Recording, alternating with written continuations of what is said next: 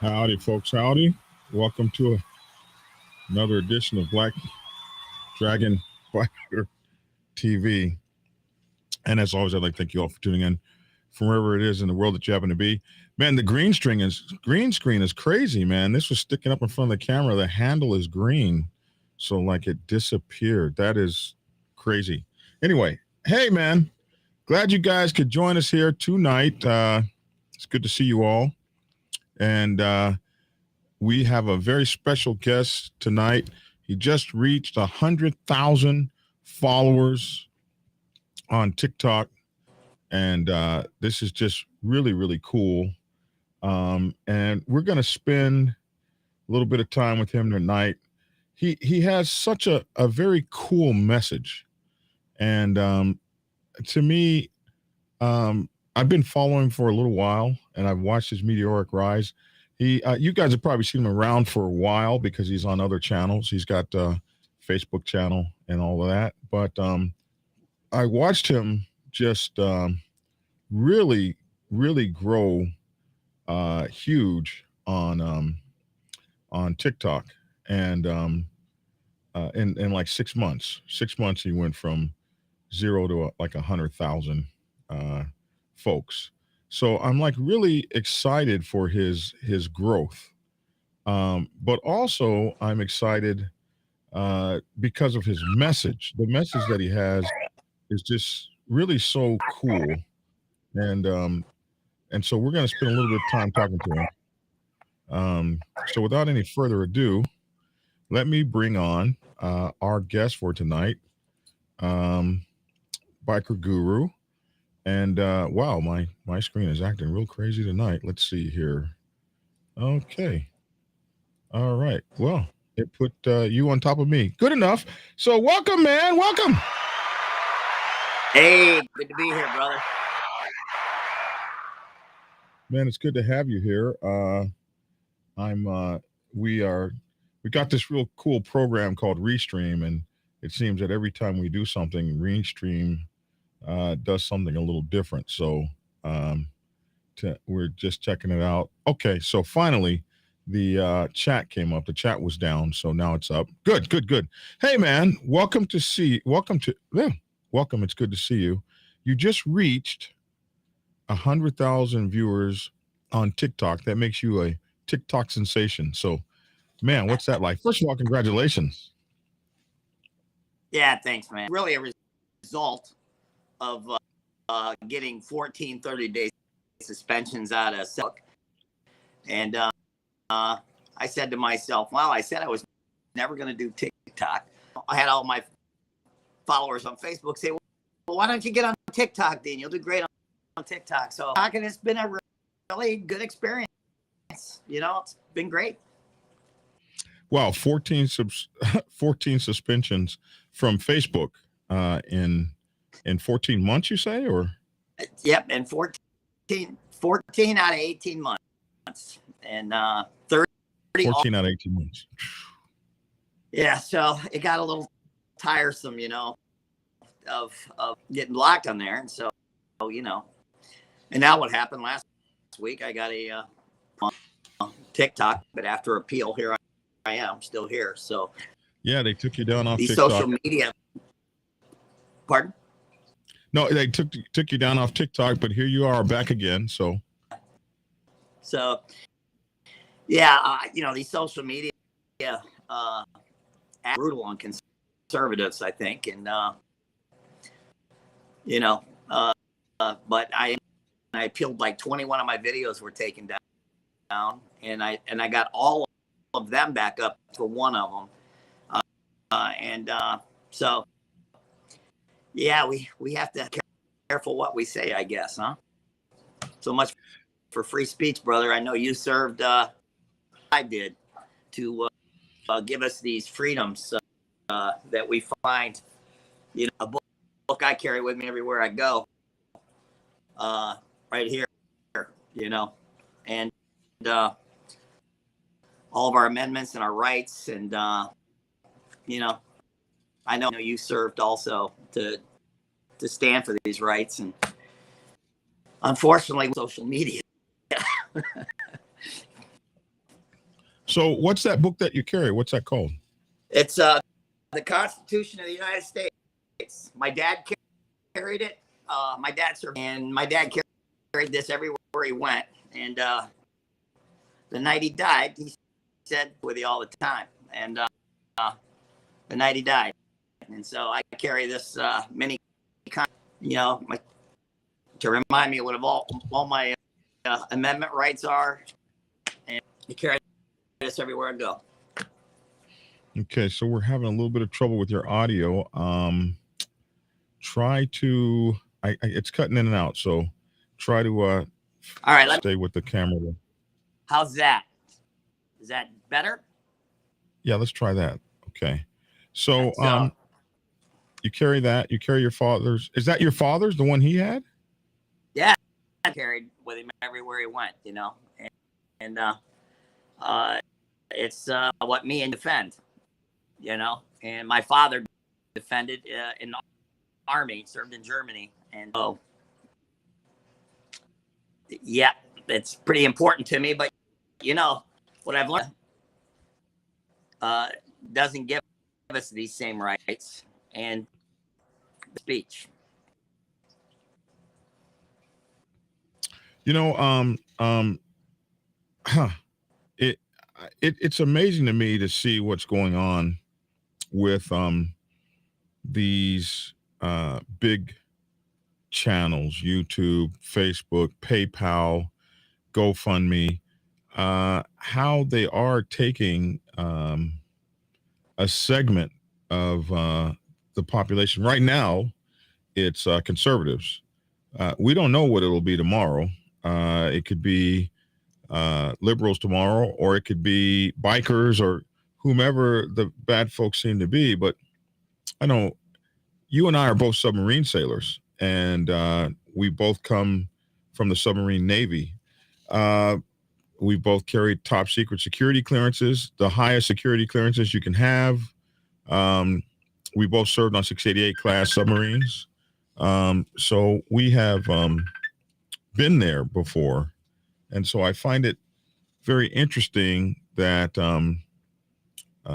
all that we have given for our countries, our country, all that we have given to watch, I don't know, corporate interests, just, you know, I'm TikTok or I'm Facebook or I'm such and such and so and so, and we're going to talk about what you can talk about. We're going to say you can't talk about guns, even though guns are legal, but it's my platform.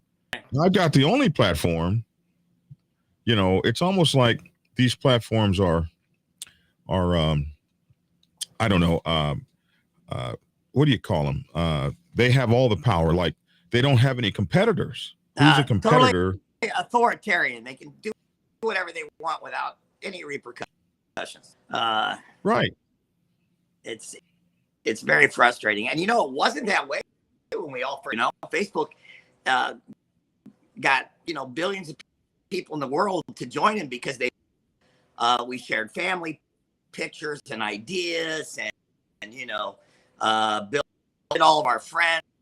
They got us addicted to it. They got us invested in it. And then magically, you know, about 2015, they switched over to radical platforms that dictated and restricted free speech. I had never got any of those suspensions the first 10 years, you know, and the politics, just, you know, I got visited by the FBI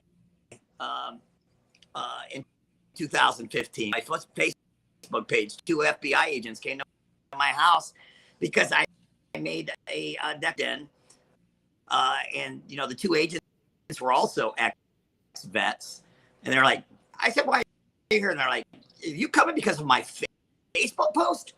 And they're like, yes, sir. We've already looked at it. I go, yeah, you know all about me. You've already done my background. You know, I've never broken. You know, I've never committed a crime, and yet here you are.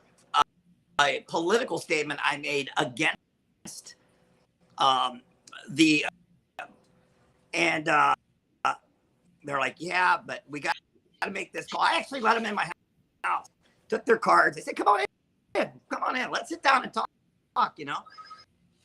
And they were like, to do this, and so that was my first social media, and that viral back then, you know, and so that was my first experience. And now, of this past month, we find out that the FBI was also involved with in telling them not to run the Hunter Biden story and to block who shared that story on their Facebook. And that was my first 30-day suspension on the month of the election in 2020.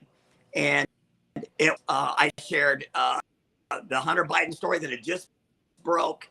I actually put it up on my page, and I got my first 30-day suspension. And the fact to be Russian disinformation, and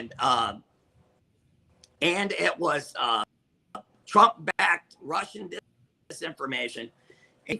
5 FBI agents have come out and said it's Russian disinformation. Fact check of my first of 14 then 30-day suspensions, and now that story has been completely true, 100% the way I told it.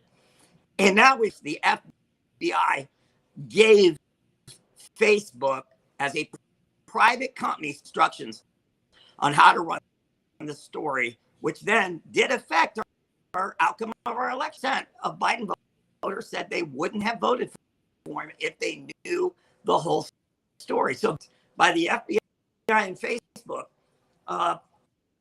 swung 15, you know, and that's the election in a nutshell. So this stuff does matter. I just can't believe the FBI came to your house. That's crazy. You can look it up on Facebook. Do a search on FBI on my page. I got both their business cards. I publicly put their card on Facebook, and I turned it around on them, and it was to show publicly in our little local town that the FBI came to my house in their black suits because I made a comment that slammed Obama, you know. And they admitted there were no threats. That would be the second time the FBI came to your house. The first time was when we were like 19 or 20, right? When we went into the military. Right. Yeah, exactly. When we joined the Submarine Force. I said, look, you know what I know about you two? I know you've already on me. You know about my submarine service. You know everything about me. Yet you still, they go, yeah, you know, we looked at you, no problem with us, but our supervisor, we were told we had to make a call. I said, for what purpose? To intimidate me, or? But that was my first experience with seeing how the FBI have a very intimate relationship together, you know, and work. It's sort of scary, you know. Absolutely. So let's talk about you as a biker. When did you get into motorcycles, and what's that meant in your life? Well, I grew up in a very poor family, lived in a barn below my grandparents' house. I literally had a dirt floor kitchen as a kid. And that house slowly got turned. My wife remembers me as the kid in the barn that caught the bus with her. That was her first memory of me. And vehicle was a Suzuki 185 Enduro. I bought it when I threw out money. I worked at a cheese factory that used Amish, and that's all I had all the way through school. I went to work at the school on my bike. I didn't own my first car then. Before I got married, I was on the USS Scamp. By the way, correction, that was 588. 688 always. It was 588 USS Scamp out of Groton, Connecticut. My wife called me and said, Dean, I've only ever known you as a biker. All you've ever had is our wedding now. You're in the Navy and you still don't own a car. We're getting married. You have to buy a car or I'm calling off the wedding. So I bought my week before I got married. I never had anything but a bike. I rode all winter, all year long, even when I was at Groton. And I bought a 1970 for the whole side caved in. I went across to the dealership across from the base. Bucks, I got to buy a car or my fiance's canceling the wedding. And then over here on the side, my bad. That's the old Galactica machine. Anyway, first car, and I went across it. I got 1,300. What can car salesman like? Let me take you out and back, son, to my Denton wreck. Crashed Datsun B210, 1976, and that was the first car I ever owned. So that's all I did, literally. All I had was a motorcycle. And my first three bikes was a Suzuki 185. Then I had a Kawasaki 400 in the Navy. And then I had a Honda 750. Those three bikes, that's all I could afford to buy. And Harley, I was 20. I'd have been about 25 when I got my first Harley. And so life, so in my. Go ahead. What made you go into the Navy, and what made you choose the submarine Navy? It was funny. Because I always worked all the way through school, still played football and wrestling, was the MVP of both of those sports, my senior high school. All I did was do sports, work, and ride my bike. That's all I did. My wife, though, was a National Honor Society, real sharp. As you'll beat her, you can see here. She's the really reason behind all my success. Always had my back. Government teacher into giving me a D in government class my senior year so I could, And if I hadn't, I would have had my Navy contract, I had joined, but when I went in to join the service, I actually joined the Marines first. I was a Marine. And I went in to do my final paperwork, and he was late. And he saw a Submariner there saying, hey, I looked at your scores. You should have been. And he got me interested. And he said, you're got really high scores, and I said, yeah, I'm pretty smart, but I just didn't care about school because I was always working and, making money and a submarine test. And I took that test, scored really high on it. And that's how I ended up submarine service.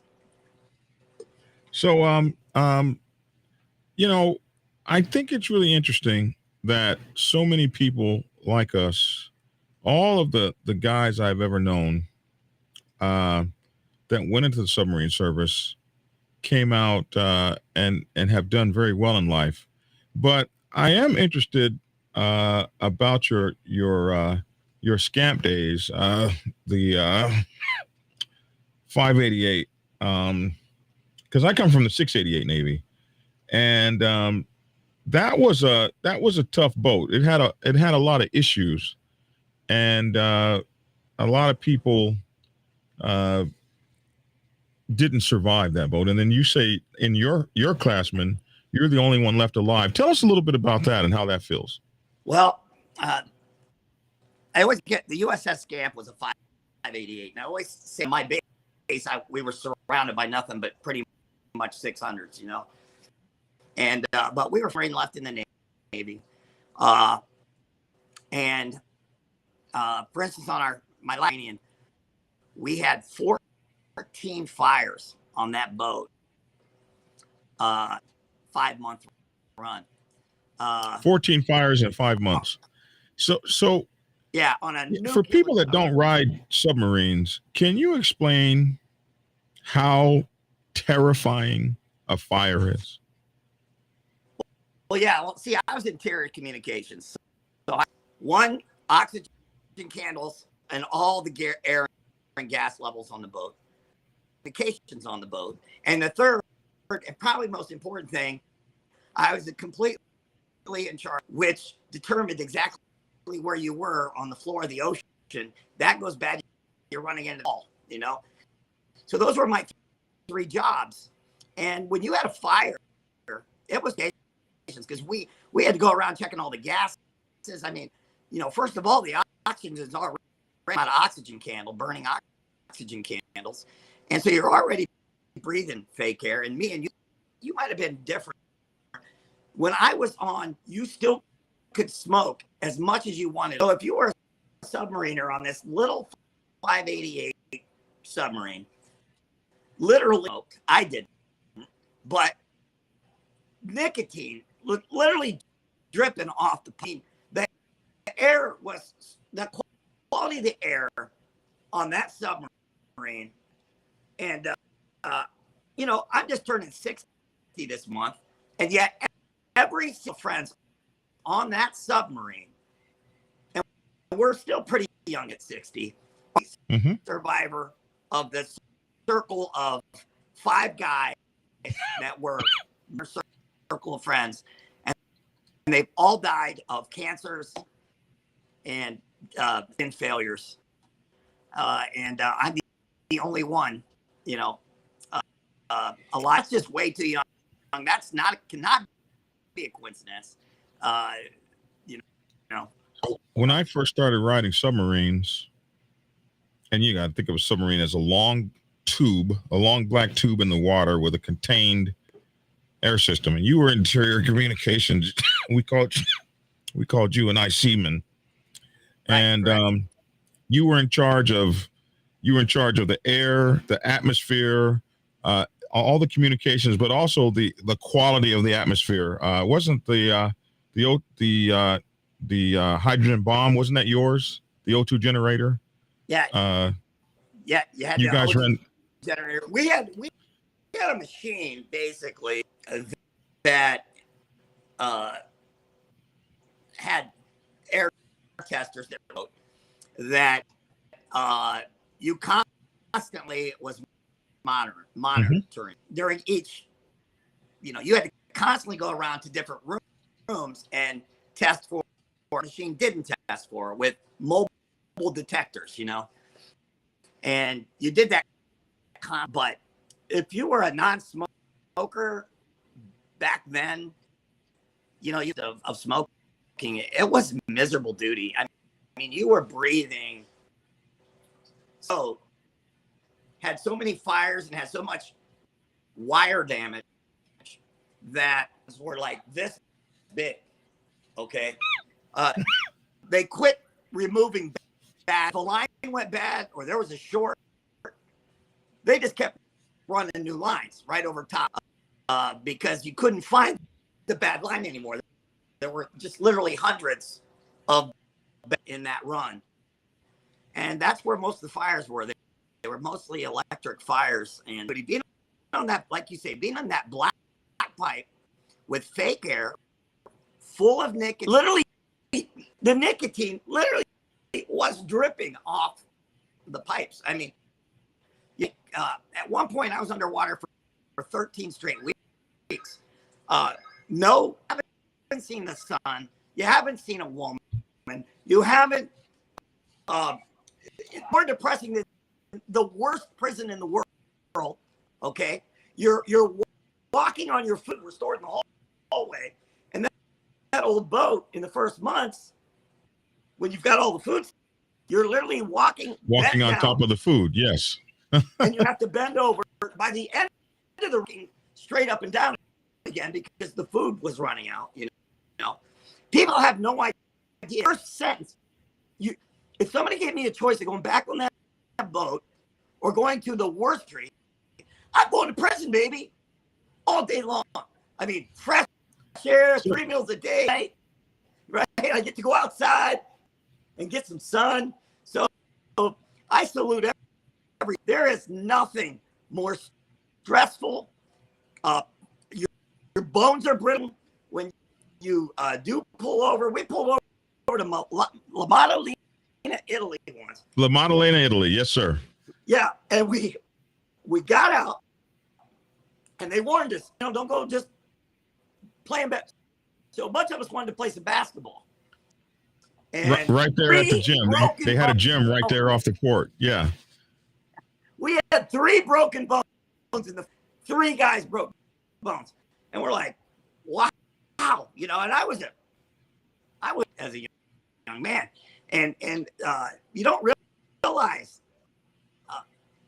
you don't realize, that was during the Cold War under Ronald Reagan conditions. I mean, on a submarine, and your service. I just totally salute anybody that like when I saw you, I don't know anything else about this guy, but I like him. I know he's mentally tough, okay, intelligent, and he's my kind of guy. The first time when I heard you were saying, okay, whatever flaws you have, you earned them. I felt that same way about you because I know what you went through. Now, I came in on 688s. We weren't as bad, but I do remember when I first came in, they were still smoking on submarines. On my second ship, on my second submarine, they had stopped. But when I first came in, the smoke was literally hanging in the air. And I remember one time we went underwater for like, oh my God, 90 some days or something without surfacing. And, we were in the Cold War, so we were where we weren't supposed to be. So the only fresh air we would get is from the diesel. And there was only every now and then that we could run it. But one time we were under the water so long and we couldn't surface and we couldn't stick up the snorkel because we were in protected seas, basically behind enemy lines, if you want to say it like that. Right. And so we were burning O2 candles, you guys candles, right? And the air quality was so bad that when you walked past the O2 candle, you would immediately get you'd get high. You'd walk by the O2 candle and your head would start buzzing and you'd almost fall over because that was the only good air. And for those that don't know what an O2 candle is, normally if you burn a candle, it burns oxygen and puts out carbon dioxide. The O2 candle is different. It burns carbon dioxide and puts out oxygen. Is that right? And so when our oxygen would get so bad, we would burn these O2 candles. And we had these scrubbers that would use amine fluid to scrub the CO2 out of the air and put the air back out. It wasn't any better, but it didn't have the CO2 in it. So the air quality was so bad. It was so bad, Biker Guru, Dean, it was so bad that you couldn't light a match. Have you ever seen that where you couldn't light a match? And the old geezers that had to smoke, they would put a guy in the torpedo room constantly with a lit cigarette 24 hours around the clock. They would have a watch because that's the only way they could light cigarettes. The air quality was so bad, they couldn't even light a damn match.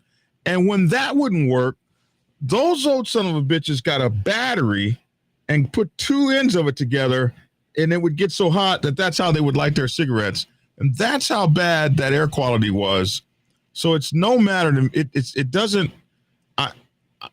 All these people with cancer and stuff, and all these people that died on your boat, and all of my brothers that have died from cancer and stuff like that. It's no wonder. Navy completely denies any responsibility for deaths, and it's pretty frustrating, you know, because that those guys gave their lives for their country, and they're giving their life for their country because the Navy doesn't want to recognize indirectly was from the service on that boat, you know. And yeah, man, best friend died. He had my same birthday. They were exactly the same age. His name was Scott Winsheimer, really wealthy, and he worked for my photo company, and he ran Texas for me. I lost him when he was 55. It had been 5 years ago now, and died in a VA hospital in Utah, where they said they were going to get him a new organ. His whole family was in Texas, and then at the last minute, they said, "Oh, you're too sick to do replacement," and he ended up dying alone in a VA hospital in Utah with his family. And you know, my last thing I did with Scott was about 2 years before that. I went to Houston, Texas, on my homeless mission rides I do. He was so bad at that point, he was not getting his heart rate up, and he went out in the worst parts. Being a Houston police officer, he knew where all the roughest, worst places were for the homeless to pass out food cards and sit down with homeless veterans, live and escort me and show me all the great places and people that needed help the most. And that was my last event with that submarine brother, you know. And I you know, just terrible. Way too young to die, dying at 50, you know. Man, I remember walking through those decks with that smoke so thick in the air. You know, you brought that back to me. I had kind of forgotten that, and I didn't smoke. I could remember sometimes when I got off the ship, I would be coughing for 2 or 3 days after I got off the ship, after I got off the sub. Oh, you know what? So, how about this? I don't know how the 680s were, but the biggest way to know how bad the atmosphere is when you've come to surface and you find, for instance, and they open the hatches for the first time in 2 months, opens up, and you don't realize how absolutely filthy the air is because you've now adjusted to it and acclimated. So you get off the boat, we go play, and then we come back to get on the boat, and that air coming out literally made you gag and want to vomit the humor, and it just absolutely beyond what you can. And the worst smell in the dirtiest barn you ever been in, and you're like, that's what we've been breathing. But then you get back on, and about an hour later, you're used to the smell again. Crazy stuff. My woman would not let my clothes come into the house. The amine smell and all that was so bad that you would have to leave your clothes, your sea bag in the garage, and she would make me take a bath before she would even, because you smelled like diesel fuel.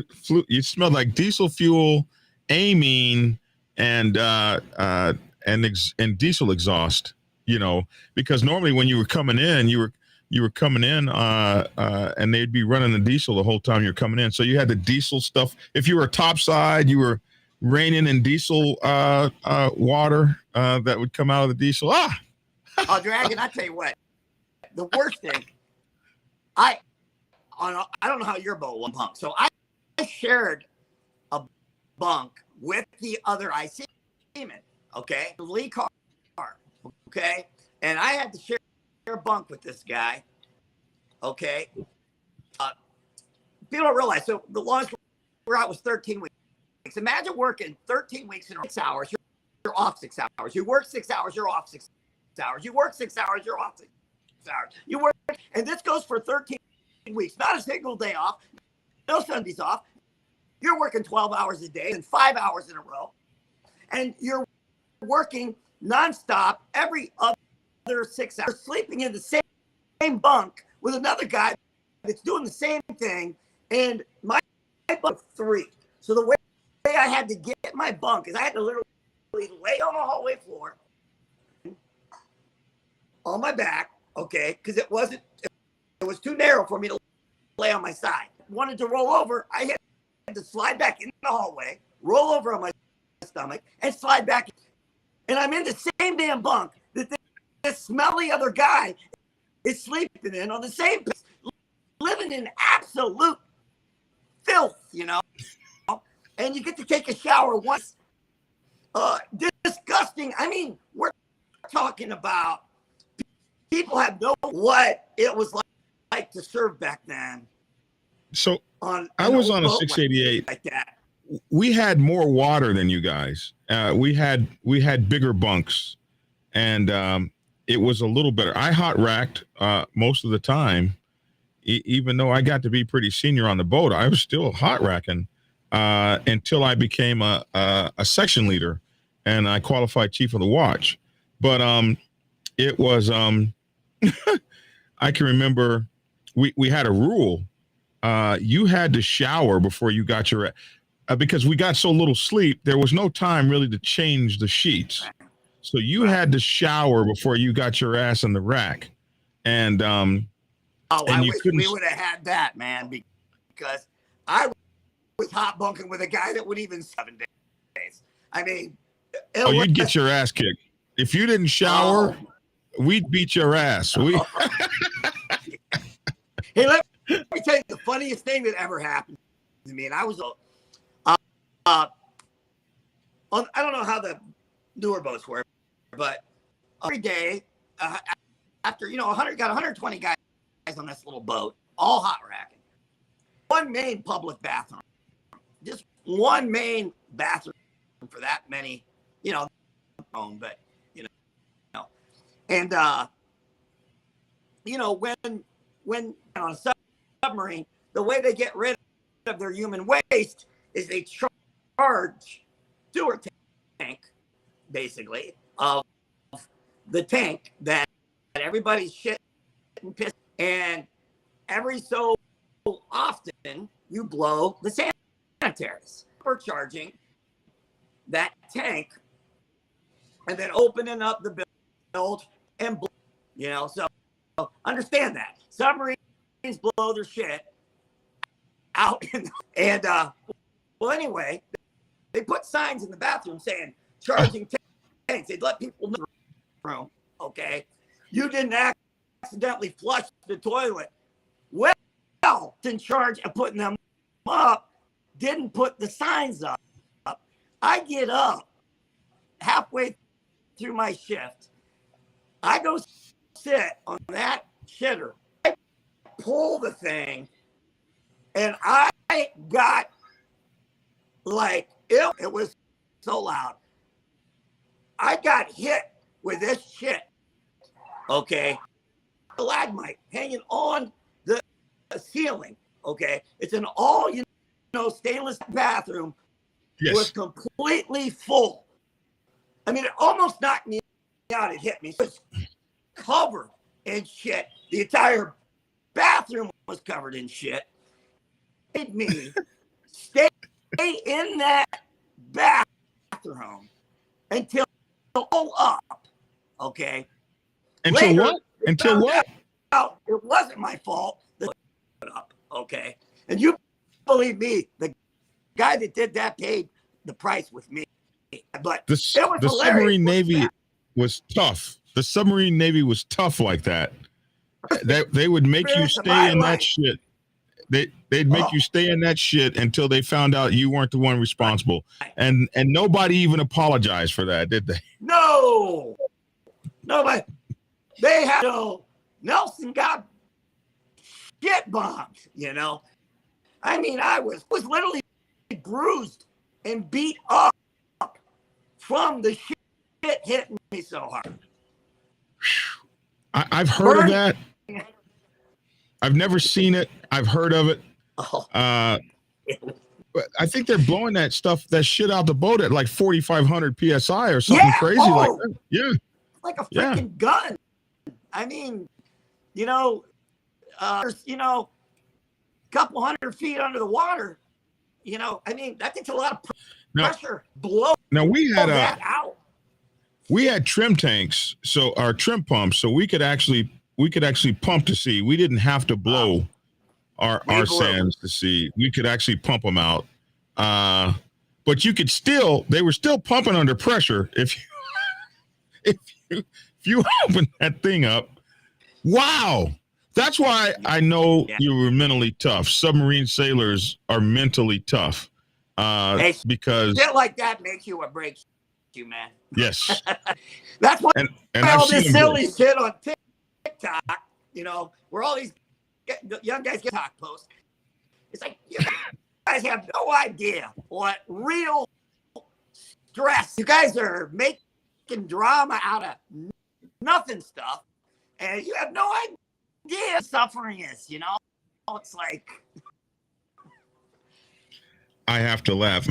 And then you were on a submarine about a decade before I was, because I got out about 10 years after you did. Okay. And your class of submarine, by the time 688s came along, we had worked out a lot of the troubles that you guys suffered. We had a 16K, we had a 16K still, and one or two 10K stills, something like that. So we were making 26,000 gallons of water a day or something like that. So like, I never had a submarine shower. I learned how to do submarine showers, but I always took Hollywood showers. I never ever soaped up, wet down, soaped up. Right. I find wet down. I find myself still submarine showers at home. Just the mentality of that. And I live in the country and have an awesome, unbelievable well. I'm never going to run out of water. I catch myself soaking down, soaping up, on. It's just a habit. Like, it's like, it's not necessarily a good habit, but them submarine. In my RV, I do that. I have an RV, and in my RV, I do take submarine showers because it was ingrained in our heads. But when I was actually on a boat, we had so much damn water. Only maybe a handful of times did we actually have to take submarine showers. Everybody took what we used to call back then. We called them Hollywood showers. Right. Everyone took a Hollywood. Holy moly! Hey, Hollywood shower. What's funny is about our submarine days is how it affects our biker life. And you do 1,000-mile days. I mean, that's stupid. You need to stop and smell. You know what, buddy? If you haven't lived my life and you don't know what it's like to be on a submarine, 5 days outside on a bike, okay, riding, I'll start here, and I'm going to be clear over here by tonight when I bunk down or hammock up State Forest somewhere. And I know that I'm going to travel 1,000 miles, and I'm going to be outside all and rain. And, I fantasize. When I was on that submarine, I fantasized, man, when I'm out of this service, I'm going to be out on my bike. I'll ride all night. I mean, it's the depravity of what we had taken away from us that makes us so fanatic biker lifestyle. I mean, we just appreciate it at a level other bikers can't, not because we're better, it's just because we were so depraved of in the moon and oxygen and freedom, that bike, the perfect freedom for a submariner, Yeah, because I can remember being down underneath the ocean for 3 or 4 months and never seeing. Well, I had it a little better than you because I was fire control, so I could look out of the periscope. We used to call that periscope liberty. So I could see the. What the greatest? My greatest moment. That bomb was the worst moment ever. My greatest moment. We had been down 11. We had been tagging a Russian submarine. So that was my boat's main job. You find one of the dukes, and all we did was tag that boat. He never knew we were there. And, we had one of the fastest. The Scamp was still, even though the oldest boat, it was still boats in the world at the time. And still one of the fastest boats in the world, yes. Yeah. We were hooked, and we would follow these big, giant, modern Russian submarines that had all the nuke baby, and they would never know we were there, but we had to be rigged for silence the whole time, too. And that's a whole nother, man, that you better have a special kind of psychology to handle being rigged for silence. But rigged for silent, rigged for quiet, and rigged for ultra quiet. Those are the ones we had. Exactly. Well, we were ocean, and your name came up every so often. Here we were going to come up for the first time in forever, and the top of your submarine.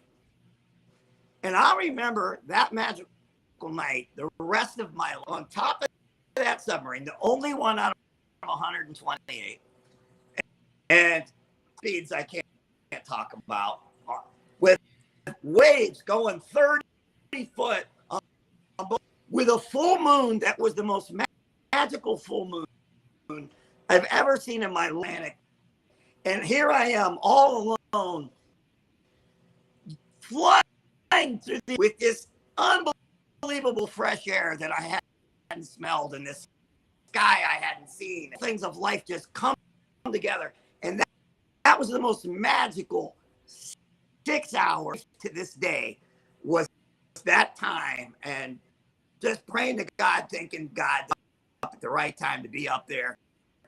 And it was a beautiful moment, beautiful. Yeah. Riding in the sail with the moon behind you, the wind in your face, throwing that wake behind you, and just you and the officer of the deck standing topside or standing in the sail. You got your binoculars on and you're just looking, and you can smell the ocean, and you're just thanking God, like, this is why I joined the Navy. Right.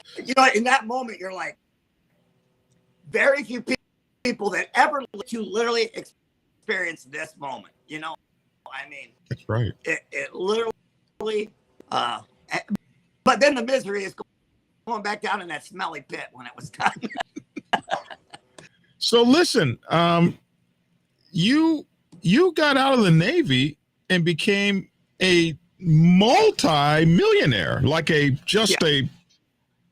like them dudes that we see on TV with the 20,000 square foot house and on and on and on, with 31 million customers. We shot 31 million families. We were in 47 states. I was working at a factory. We lived in a trailer park. I'd been out of the Navy a couple of years, worked in a factory, and a guy came along one day and gave me a book, and he was an and his name was Tom Zeke. I'll never forget the guy. He was 6, his mom's basement, who was like 85, and he got in Amway, another guy at the factory, and that guy wasn't there that day, and he looked down at me, and I had big rep at that time, and I was on my break, and he said, "Hey, I'm here to see so and so." I said, I wanted to give him this book, and he says, "Are you happy with your life?" And I said, "Do I?" And he laughed, and he said, "Well, I had this book. I promised." He gave me a book, which every employee I've ever ever had has been now they have to, it's called Magic of Thinking Big. And he gave me this book. He said, well, and I said, sure. Because I was a reader, and and I went on to my wife and I said, when I got done with the book, I was like, this book, Magic Thinking Big. And it just seems like, I came from we all worked, it was physical labor for family, farmers, factory work, and I was taught that salesmen are crooks, rich people are evil. And I said, man, this stuff's good stuff in this book. I mean, it makes me Wendy. And so then she read it. And, here we got two broke on a strawberry farm. And I grew up in a barn. And we're reading this book. And you know what? What do I got to lose? And that was the beginning. I actually got in that Amway business. Me and my wife actually built it up. And then I found out that everybody hadn't even heard of that thing, And we actually were this star young thing that everybody said was a scam and you couldn't build. And we built it, other young couples in our business. I was moving $20,000 of soap place, okay? And working at the factory still. And that's when I do the family photo business. And I decided principles of, sharing opportunity. I had learned how to public speak. I bought every book there was on public speaking, which naturally I was very, very good at it. And we started a photo. I had 3 people at my first meeting, 2 18-year-olds and a 26-year-old. We're going to build the biggest family photo business in the United States within 5 years. A photo company in Ohio in 2 years.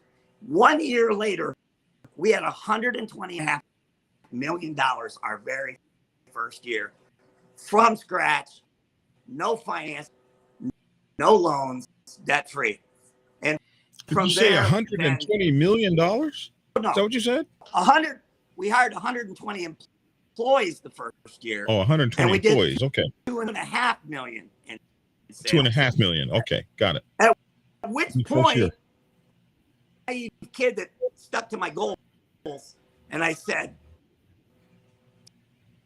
all I 500 a week. So we stayed on 500 a week, even after doing $2.5 million in sales. You've got like 18 employees making more than double what you make, and I built this company. And a lot of people say, well, I wish I had your opportunity. I said, well, you know what? If you did, would have not stayed at $500 a week your first year like I did. I was willing to sacrifice, give up, and discipline myself. And then 5 years later, we were doing $15 million a year in sales and $30 million a year in sales. And I was suddenly franchised it.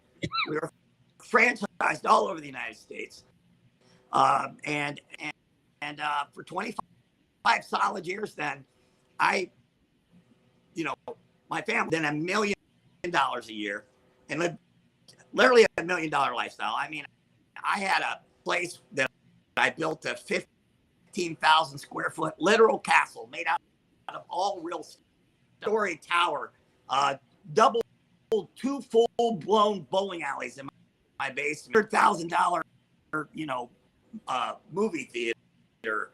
I had, it was 3,500 square foot with actual real palm trees floor, okay, where we cut out.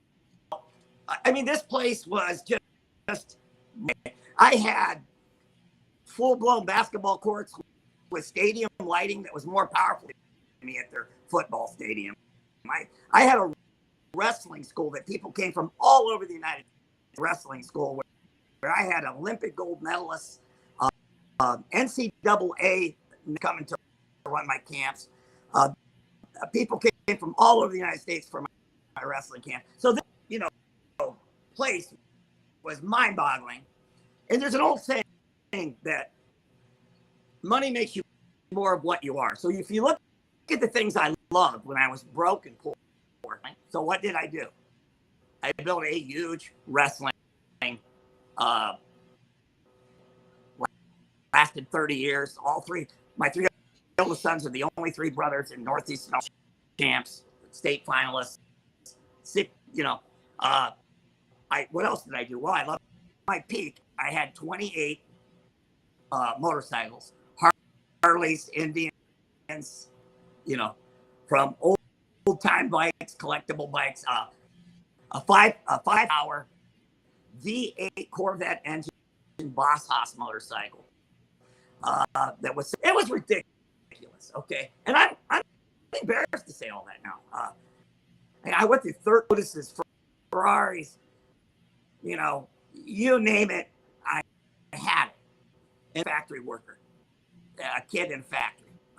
Okay, and well, for about 2 years, then I had this constant calling on me, away from everything.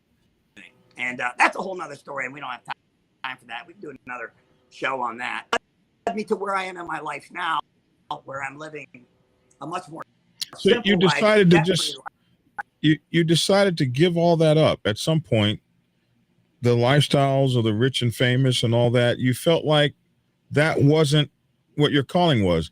And I want to point out something. I want to point out one more other thing I want to add to this is that through this all, you still had the same wife from high school, was it? Right. For 25 years? She was a sophomore in high school. I was a junior. She was a cheerleader, She was very poor, lived on a strawberry farm. We've been together since 1978, 44 years, 7 kids. So she was with me for terrible student with absolutely nothing that said I would have. Okay. And she stood by me. She stood by me during my submarine years, our millionaire years. And when I told her, I said, I'm going to lose her now from this. I want us to go back to our roots. I want our last 2 kids. We had 2 kids, and I hated to see how my 5 older kids grew up as super rich kids. And I saw and I wanted my last 2 kids to grow up in a little town like me and my wife did and be seen as normal kids, living in a normal house. And it was the biggest move through hell with my 5 older kids because they weren't on board for it. That's a whole nother story. But now they're all cool. But it wasn't their fault. They had everything. But they also were all great record-breaking athletes, harder than normal kids. Because I made them work harder because I grew up paid. So I was like, you're rich kids now. So you're going to be known working rich kids anybody's ever met. And I probably, as a father, pushed because they worked their asses off, And but we walked away from it, and I do feel humbled.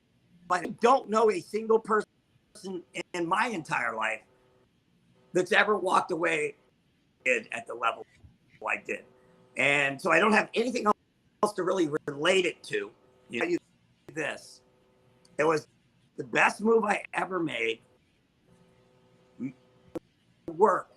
What people don't realize, if you're a self-made millionaire, you also have work that you do to take care of that big commitment you made and growing. And there was no end to it from what I could see. And I'm getting to ride my motorcycle more, problem solving and consulting and I had to travel in the country doing seminars for franchise owners and people it was so time, and every time I pull through that magical driveway of mine, so I go, this ain't me. This just isn't really who I am.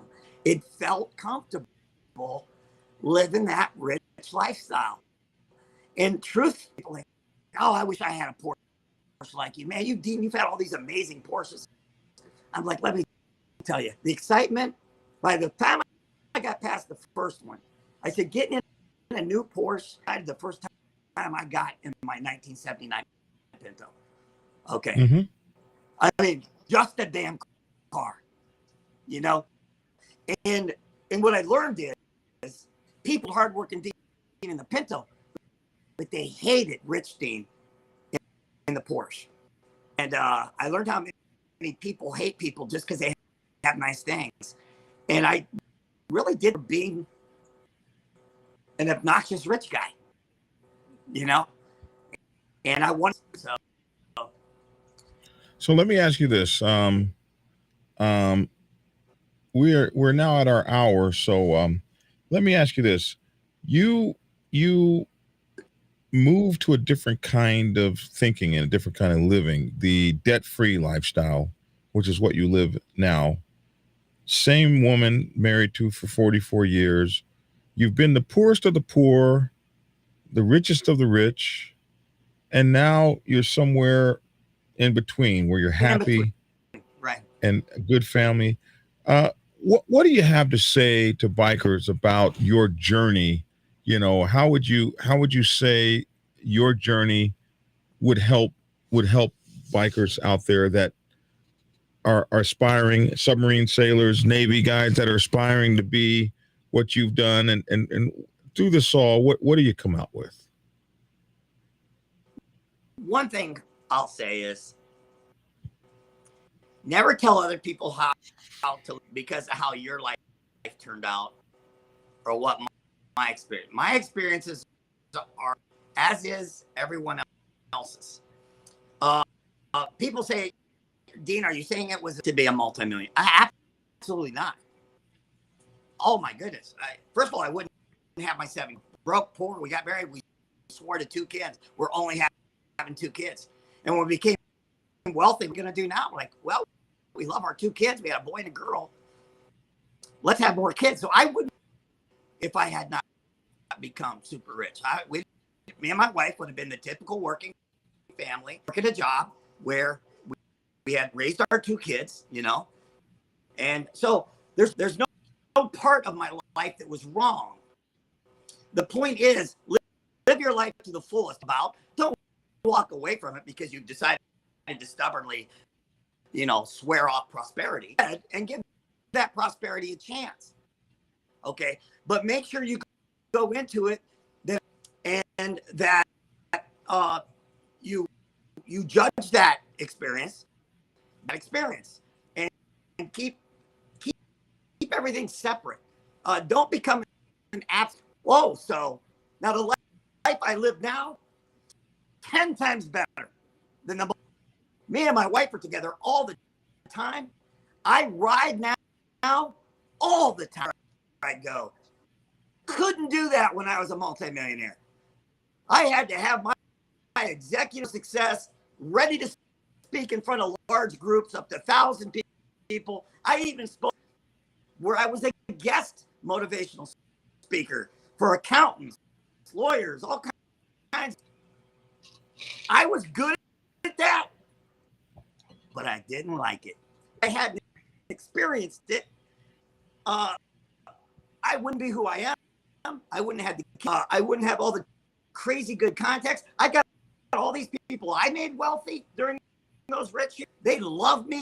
I'm like an uncle to them, a dad. They constantly send me, Dean, thank God, I did this business with my wife in your company. I had kids while I worked for you. So there's no right or wrong. The poor life ain't wrong, okay? What's right is a balanced relationship with God, your wife, your health. Okay, without your health, wealth. It doesn't matter how much money you have, okay? And having a purpose, even outside God and your family, having a purpose, be involved in something where you help people that you have no way to benefit from. And that's just one guy in a bike motorcycle ministry where I travel all over the United States, food cards, general cards, camping out with homeless people. And there's them people can't pay me a dime. I can't make a dime off it. I refuse to be a charity, running a charity, making money off charities. Okay. And this is my cause that's greater than myself. And it's mixed in with biking, been the passion of my life since I was 12 years old. Yeah, man. I think I just recently saw you ride. You were doing 1,000 miles a day or something like that. I was like, I always do 1,000 miles on my very first day to Sturgis. I've been to 2 weeks. And every year I leave Ohio and I camp the first night at Lewis on northern Iowa, close to South Dakota. And it's a 1,000 mile for sure.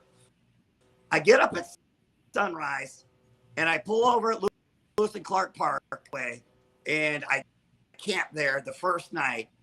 And then I only have 550 miles the next day. What's that, about a 15-hour ride, 16-hour ride? Well, which is about sunrise during August. And I get there at 9. That is 14 hours, but I gain an hour with the time change. So it's 15, averaging about 63 miles an hour, but I'm driving about 80. So it gives me. Right. Okay. Right. Yes. Some people, all these people get on, you're lying. There's no way you can do math and you've never done 1,000 miles. Because yes, I've been doing it for decades now. So now my longest ride, 3 times over a family emergency and drove straight through to home. Okay. So I've done 3 1,500-mile rides from Sturgis, South Dakota. It's between 23 and 27 hours. Okay. At 4 in the afternoon, I sleep as late as I can. I'll undo my tent and everything, pack up, leave at 4, and so I know I can last the entire night and drive all the way through the night and then get. And I've done that 3 times, just coming back from Sturgis. But I know you can do it because I know that can be done because I've done those things, and the times you're talking about and how you got to roll is the only way you can do it. And rolling through the night is the best way. It's cool. If you can stay awake, it's cool. If you can stay, I failed at that, by the way, this last Sturgis. I don't know if you ended up parking and setting my hammock up in the rest area, South Dakota. And I was like, oh my God, my head is bobbing. I'm like, holy shit, man, I've never been this tired. Maybe I'm getting old, you know. And that's the rest area in South Dakota. So I made it all the way across South Dakota through the night and set up my hammock. And I slept in the hammock for like 3 hours till sunrise. Then finish my trip, you know. Man, I listen, I have so enjoyed having you tonight. A kindred soul, kindred spirit. I fell in love with your content when I was watching you on TikTok, and you know, people have to go check you out on TikTok. It's Biker Guru. He's also on Facebook as well. Be careful because there's some fake accounts that people are using on him. But his Biker Guru TikTok account is so cool because he talks about, oh man, like he did one video about being on time, and I just thought, that was so cool. Here, let me share this so the folks can see. Yeah, that one. Here. Just being on time. Just being on time. So this is his channel here, Biker Guru, all one word. He just went to 100,000 followers, which means that you get extra tools. You can make income a little bit differently, make a little more money, which is not something he's in this for. But I'm a social media guy. I want to make every penny I can. And this is he made 100,000 viewers, and then they took his channel down and everything. And that's kind of how I got in touch with him, because when they took him down, I made a video. Where is it? Right here, where I was pretty upset that they had actually taken his channel down. So he was there and he was lamenting about it, and I jumped in and said, man, I just think that's horrible that they did that to him. So he's got so many cool videos. He did one just about being on time, and just that alone just really was so cool. He talks about being with the same woman for years and years and years. He's got a beautiful wife. You'll see her on here. He's riding his motorcycle. He's doing so many things that bikers do. This is not a club biker. This is a biker. And this, this is a rider. I saw him when he rode to Sturgis. I saw him when he rode 1,000 miles a day. I was following him the whole time. And I've just had a blast with him. So you got to go check out his channel. It is really, really cool on TikTok, and he's on Facebook. And I'm just so pleased with you being my guest tonight. And I just want to thank you for that. Yeah. I'll tell you that right now. Anything you ever need, you call. You're a circle people being a submariner, Same to you, man. The submarine. I'm so glad to have served in the submarine Navy, the same submarine Navy that you served in. You guys set the path in those 588. I don't know if it's the 588 class. I'm not sure what class the Scamp was, but it was 588. It was a 588. Wow. Well, they called him the skipjack class. That's what they called him. Yeah. So wow, what a cool. I was in the 680. I was in the Los Angeles class. Oh, yeah. Yeah. We called them hotels. We were shitty. Yeah. That Los Angeles class, we're like, oh, them guys are in a hotel, man. No, it's still bad, but compared to what we had, it was a hotel. I kept actually showered, I told you I had it a lot better than you did. I will say that hands down. Oh my goodness. I still have bad dreams. My wife will tell you once a week. My ongoing dream, nonstop, is that I'm getting called back. I get called suddenly back on the submarine. Dean, that's my dream. My ongoing nightmare is that I wake up and I'm on it. I'm actually on it and I can't get off. That's my ongoing nightmare. What? That's identical dream. And I'm on this boat and I'm going, don't you guys know how old I am? I'm not supposed to be here. I'm stuck serving on this boat, wife and my grandkids, and I'm serving again, and I'm stuck on that damn boat. And they're it's like the Twilight Zone. Yeah, and you. One time, I dreamed that my bed. I rolled out of my bed and I was in control. I got up out of my bed. Someone said, it's time for you to take the periscope. I got out of my bed and walked to the periscope and looked back, and my bed was right there.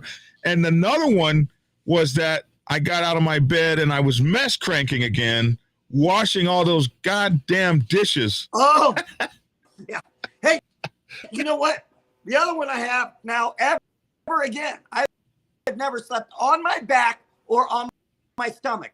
I only died because of the nightmare of being in that coffin where I've never slept on my back since.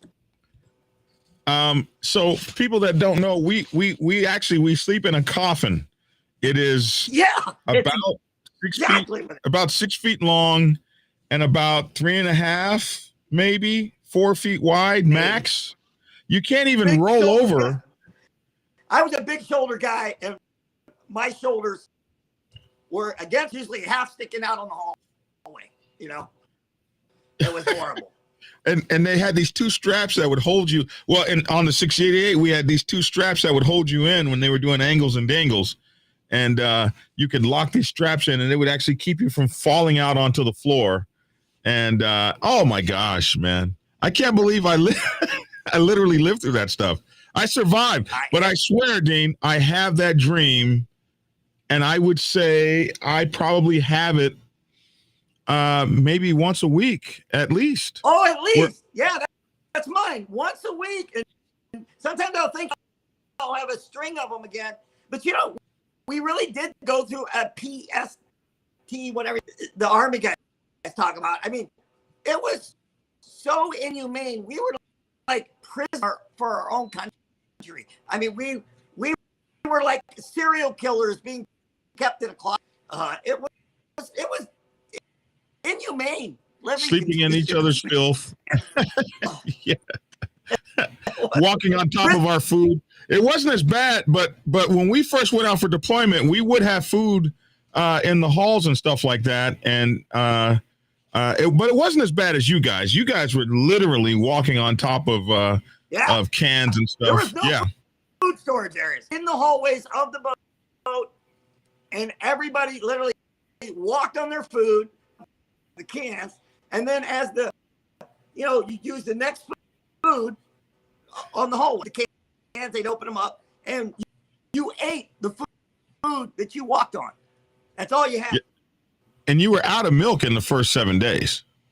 Right. Man, did I love that milk, dude. Them things. There was no milk, and you were out of fresh fruit. The fruit and the milk went in the first 7 days. Right. Yeah. Oh, my gosh. Hey, man, you're all right, man. All right, you too. I tell you what, this was therapy for me tonight. I want you to know, so refreshing to talk to a man that understands the feelings and everything. Like we are in a weird, you got to be crazy, loony, and mentally tough as hell. Be a submariner. I mean, it's just nothing like it, you know. And I love how you said submariner, because these assholes call us submariners, and that really pisses me off. Right. You know, there's always going to be special brotherhood when you run into. I ran into a group of submariners at this year, and that was just special. I mean, we all had beer. You just. We'll have to have a show again where we talk more about some of these stories. Absolutely. Absolutely, man. I can't wait to do it. Man. My dog must be hearing somebody at the front. Hey, listen, Dean, man, I love you.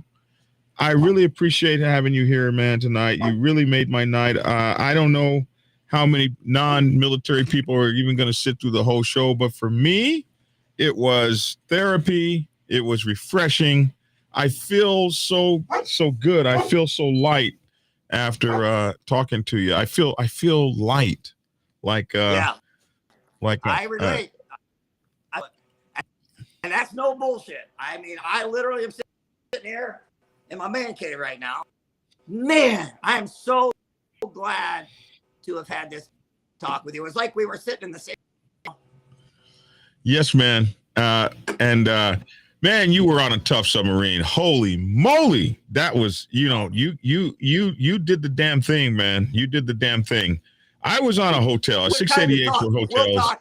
We'll talk about the missions we had without getting, holy crap. Is that a whole nother story? My boat was a spy boat. We went, and scary places that we weren't supposed to be, that you were like that. So were you guys a projects boat?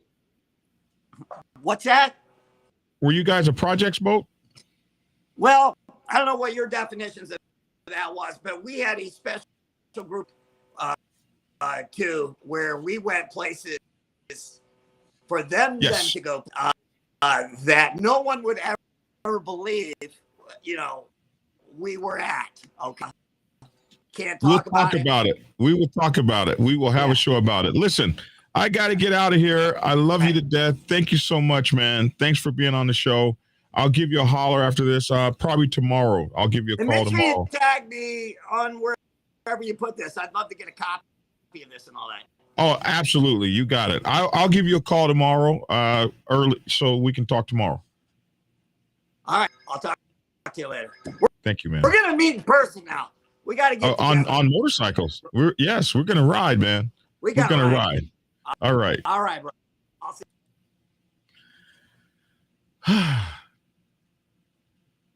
Man, I'm going to cry. Wow. That, man, I'm going to weep. I'm going to start freaking weeping. That was cathartic. That was amazing. I don't really get to talk so much with people who have lived this life that we have lived as submarine sailors. Even my contemporaries, that the guys that I still have friends and stuff from there, and but we don't really necessarily talk so much about various things. He went through about a generation before me, probably about 10 years before me. So my submarine was much fresher and newer and better than his, but we still had some of the same miseries. And but those guys were hardcore submarine sailors, silent, fast, and deadly, man. The U.S. Submarine Force, guys like that are mentally freaking TUFF tough. A biker. He became a multi-millionaire with his franchises all across the United States of America, 31 million customers. And then he would tell me about, he's told me about like how he lived and the kind of houses he lived in and the toys and the cars and everything. And then one day he just decided, I want a simpler life, trying to sustain, always growing, more money, more, and having to work so hard to keep it all. He decided he wanted a simpler life. He became debt free. And they ain't doing bad over there on the farm. They ain't broke or nothing like that. But they are living a much freer, beautiful life. He gets to ride all the time. I watch his content. He's riding, having fun, and he's got his wife on the back, and she's been with him all this time. And these are the things he wanted to tell us. And these are the things you can see in his stories that he talks about on his TikTok channel. How to be happy in your skin, having what you need and what you want and what you love and who you love, and the importance of family and the importance of all those things. Here's a family man.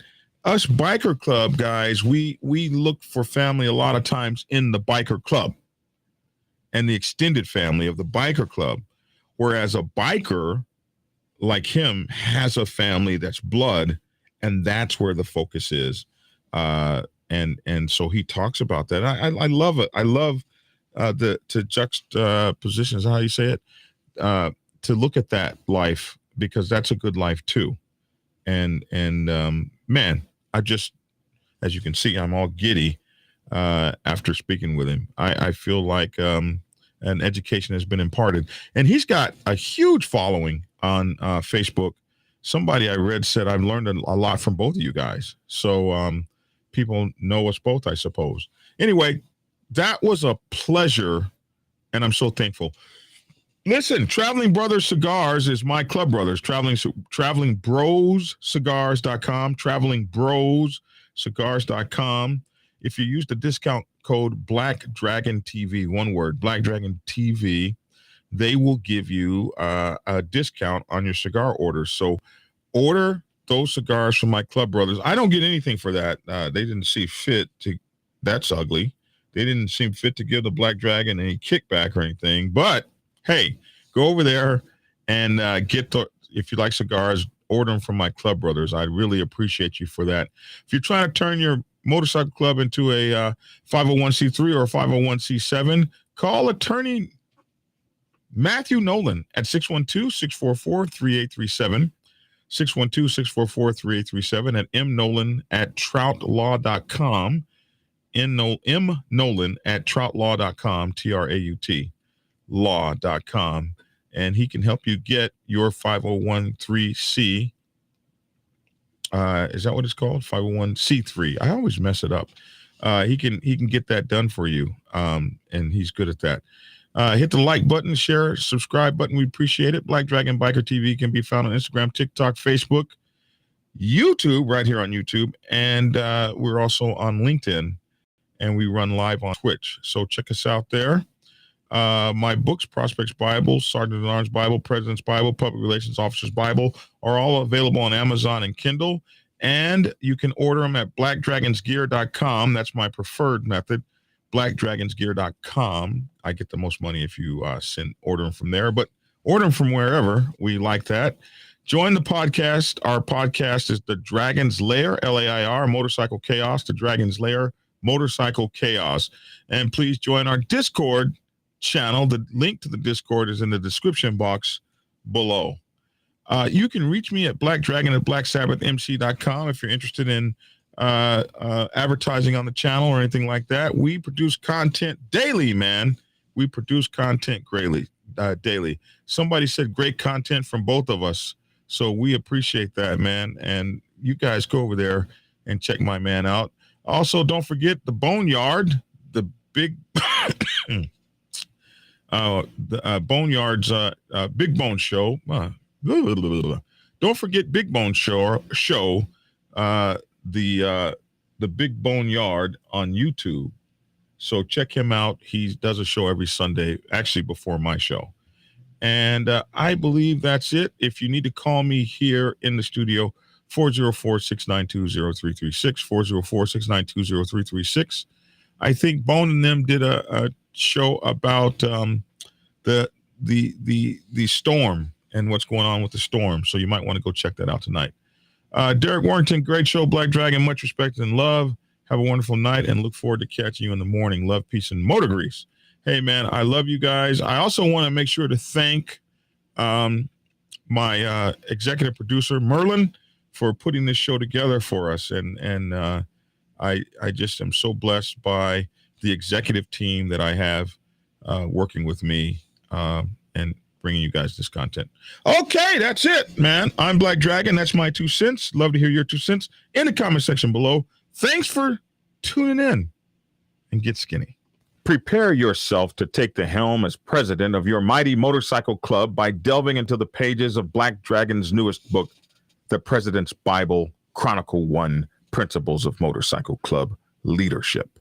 There you will learn to advance your skills in applying the 14 scientific principles of leadership similar to those taught to officers in the United States Naval Service. Available in hardcover, paperback, and ebook. Get yours today on Amazon, Kindle, or order it at your local bookstore.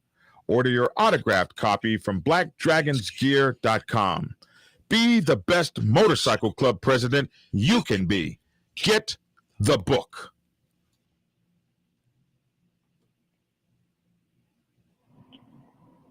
Get Black Dragon's first book, The Prospects Bible, to learn how to join a motorcycle club. It has been an Amazon #1 bestseller for the past 7 years and is required reading for over 3,000 motorcycle clubs worldwide. This book is a must-have for new people venturing onto the motorcycle club set. It will teach you how to prepare yourself for service to the motorcycle club nation and show you how to qualify a motorcycle club to be worthy of your service. Available on Amazon, Kindle, and for order at your local bookstore. Get your autographed copy at blackdragonsgear.com. Be the best motorcycle club prospect you can be. Get the book.